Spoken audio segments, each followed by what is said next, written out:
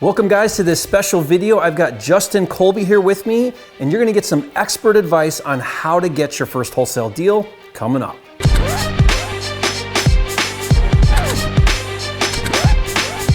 For a limited time, you can get a free copy of Jerry Norton's Quick Start Kit with everything you need to flip your first house in 30 days or less. Download it now at myquickstartkit.com.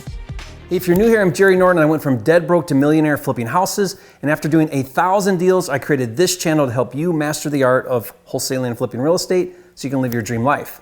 Be sure to subscribe and click the bell icon to get notified when new videos are released. All right, Justin, man, thanks for coming. Dude, thanks for having me. Yeah. This is a special place, that's for sure. And this is exciting. You and I have talked a few times on the phone, but first time meeting in person. Yeah. And you're local here in Phoenix, which is awesome. I've been here now 3 years in the area.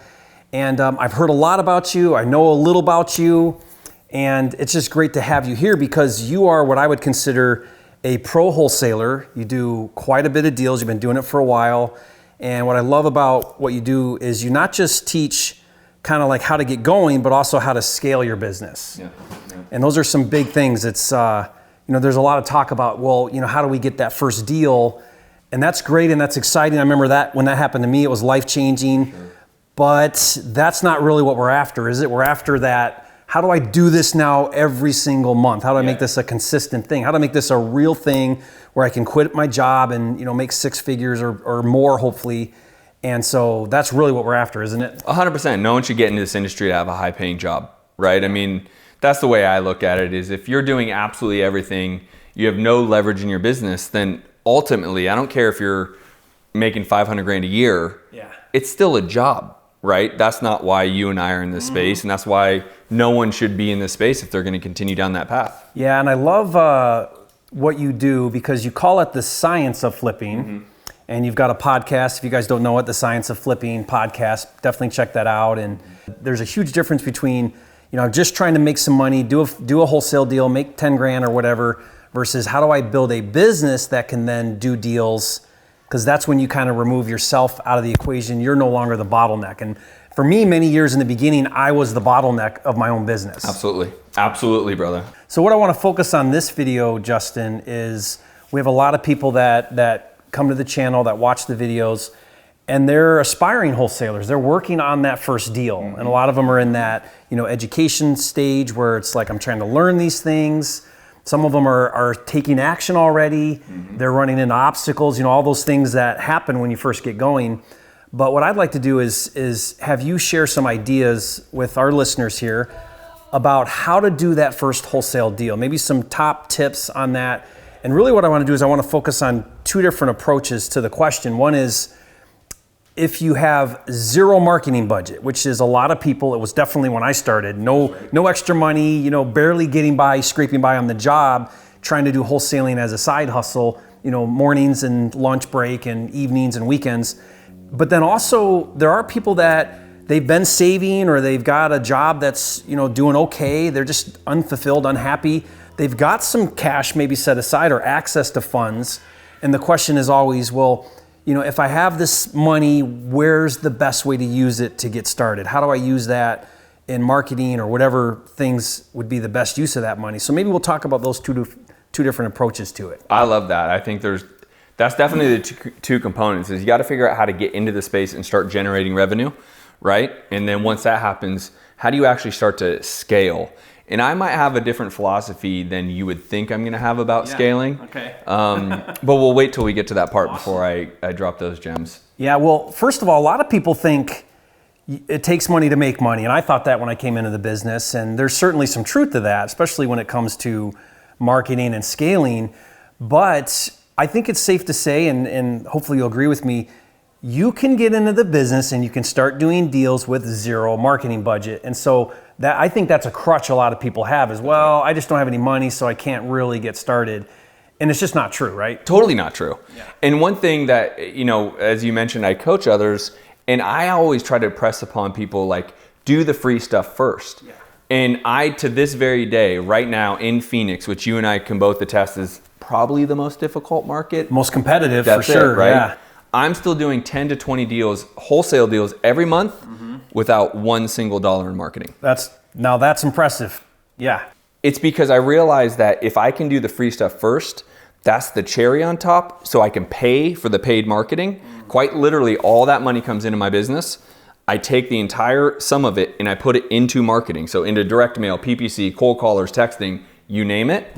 And then every dollar that comes from that is all gravy. Yeah. There's no cost besides my acquisition team and whatnot, right? Yeah. I hope you guys caught that. So he's doing methods that generate deals that don't cost, and then the income generated from those deals can now be reinvested into the paid marketing strategies, which essentially means you didn't pay for it because it paid for itself out of the free type of marketing deals. And so if you know how, you can get some great deals on market, which don't cost anything, which is usually an area that I tell a lot of new wholesalers and flippers. Most people don't know that you can wholesale on market properties. Yes, it's tricky because there's an agent in the way, and there's some nuances to that, but it can be done, and it's a way to start getting some deals without paying for marketing. But what are some other ways? What would you say would be some of your favorite or best methods with zero marketing to get some wholesale deals? So I love the MLS. If you take a little spin on that, networking with agents prior to it hitting MLS. Yeah. It's very easy to list this house. Yeah. Right? Not a big deal. But there's plenty of listings or potential listing appointments realtors go on that aren't good listings for them, right? People are trying to take advantage of the market, or they're in a real big need. Like something happened and they're motivated. The only thing they know of though, because that's our culture, is we come from a place of realtors really being the only exit. You list your property. There are a lot of properties that aren't in good enough condition to list. Yeah. And when the realtor goes back to them saying, okay, I want you to paint the fascia. Can you do some yard work? I need you to pull these trees or whatever. They're overgrown. And the homeowner says, I don't have the money to do that. Yeah. Like what I need to sell right now. Like this isn't right. And so networking with those same agents to say, I need to find the deals that you can't list and I'll still pay you the 3% commission on that. That has been a game changer for us. That's huge. So let me break that down a little bit more, Justin, because I love this strategy. In fact, just today I talked to a private seller lead that came in our funnel, and I took this one, so I called her. And when we looked up her address, we saw that it was just recently, this past summer, listed for sale. And now it's expired. So I asked about it. I said, hey, what happened? Why didn't you sell it? You were on market. And she said, well, we got offers, but what happened was they were FHA offers. FHA inspections come in because FHA does inspections, and they dinged her on her roof. Now it's not leaking, but it's old, needs replaced. And so she could not sell the house because it could not pass a mortgage inspection. Now I'm thinking in my mind, you had a lousy agent, because an agent should know better. An agent should say, listen, we're gonna have a problem selling your house, and it's priced at like 80-some thousand, so it's clearly FHA, buyer, first-time buyer, FHA. And so if that agent would have known better of what Justin's saying, the agent should say, listen, we're gonna have a problem. There's some issues with your property. We're gonna have some problems getting a retail buyer. The rest of the house is good enough, but we have this big issue, the roof. What we really need is we need a cash investor. I know 3 of them. Let's get those guys on the phone. Totally. And then they call Justin. Justin says, let's do a deal. And here we go, right? Like that's the relationship that an agent should be having with investors. They oftentimes don't know that. So it's your job, right? That's what you do. You're building these relationships. The interesting thing, and you've been around long enough to know that there's always, at least from my perspective, maybe you agree, there's been this contention between investors and realtors, right? This battle, right? Yeah. And it comes, in my opinion, just like even you and I doing more business, we're not competitors. Like I want to do more business with you because there's just more money to be made. And agents and realtor, or agents and investors should think the same way. How do we work together? How do we work more together versus agents thinking we're stealing their business and all that stuff? Or like agents are also huge buyers for me, because on the flip side, oh my gosh, they have the doctor or the dentist buyer that I don't have on my buyers list that may have, let's just say, a stay-at-home mom that wants to do a rehab project. Well, he doesn't really care about the business model and be super profitable. He cares about having his wife do a project on her own. So they'll pay, slightly below market value. Instead of selling it at 80 cents on the dollar, you can sell it at 84 cents. That's my profit. The reason I can do so many deals without a marketing budget is I have a great buyers list. So then the second part, and I didn't mean to jump into the next part of how I market and get deals, is I actually have other investors in our space, Phoenix having so much competition that they don't have the buyers list I do. I've been around in this market specifically for 13 years. So I can move a property that they can't move. And so that's another way that I'm able to consistently. Which is free. Free 99. Right? Free. It's a harmless, if I bring a buyer, great. If I don't, great. If you sell it to your own buyer, great. I don't need to get paid, right? I'm not asking for an exclusive and like lock it up on, no. Yeah. Let me see if I can bring a buyer. And if so, I'll figure out a way to get paid. So let me see if I can rephrase your strategy here. Let's say you're brand new.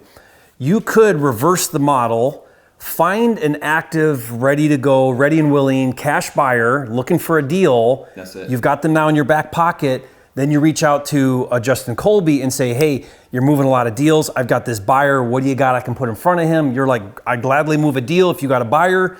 You know, I'm just using that as an example, but then now it didn't cost you anything. You JV on that deal. Boom, you just get a deal done. Yeah, free, all free ways to get into your first deal. I'll share one more, Colby, or Justin, that I really like, and that is what I found, especially since COVID happened, is on the buy and hold side, there's a lot of the buy and hold investors that are panicky right now, and they're selling. Especially, they're worried about being able to collect rent, and so some are like, well, let's buy, and some are like, let's sell. And I find it's like polarized. I don't know if you're finding that. For sure, 100%. And so what I'll do is I'll go on, or have my team do it, we'll go on like Craigslist, for example. We'll find vacant properties that they're posting to thou rent, because that's the perfect time to hit up a tired landlord is when it's vacant. 100%. So, and we'll just, and their number's right there, their information's right there, and we'll call up and we'll just basically say, hey, I see you got your property up for rent. I'm not calling as a potential tenant, but I'm actually wondering if you'd like to sell. Brilliant. I think it's brilliant. I mean, that is a strategy. It's free. It's free 99. Yeah. And this is where the work comes in, right? And you know this to be true. People may see you after 16 years or me after 13 and think like it just happened. Yeah. No, I got started by literally cold calling agents 100 a day, every day, not on a triple line dialer, on my cell phone. Yeah. Hey, I'm looking to buy your deal. Hey, I'm looking, right? Yeah. There's just work. Yeah. But the cool thing is if you have the right temperament and the right personality, that work can be fun, right? And the more you do it, the better you get at it. Repetition. Like a lot of times people are really intimidated, like, oh, I don't know what to say, I'll sound stupid. And you will, and that's fine. Be okay with it. That's it. Yeah. You're gonna, again, you're gonna have those strikeouts as sports analogies or whatever. Just have a short memory, right? Say, here's what I learned. I shouldn't have said this. On to the next, right? I love it. So what's cool here is, and we'll wrap up here, is, Justin, we could probably sit here and talk for 2 days straight about a gazillion free ways to find deals, because there's so many different ways. Just don't let that limit you. Don't let that stop you from getting out there and taking action. There are so many different ways. In fact, I'll give you guys all a free report. It's called the 67 different ways to find deals. Not all of those are free, but I just go through, I did a video about it too, where I just go through all these different ways, because there are infinite ways where you can find motivated sellers and good deals. And a lot of them are free, and you can do this, guys. Don't let any of those reasons, I don't have a marketing budget especially, stop you from getting into this business. And again, thank you, Justin. You guys check him out. I'll put some links to connect with Justin in the description below. You can check out where he's hanging out on. We'll put Instagram, and I know you got your YouTube channel and your podcast. We'll put those on there. But again, thanks, man, for coming. Thank you, brother. Fun times, guys. We'll see you on the next video.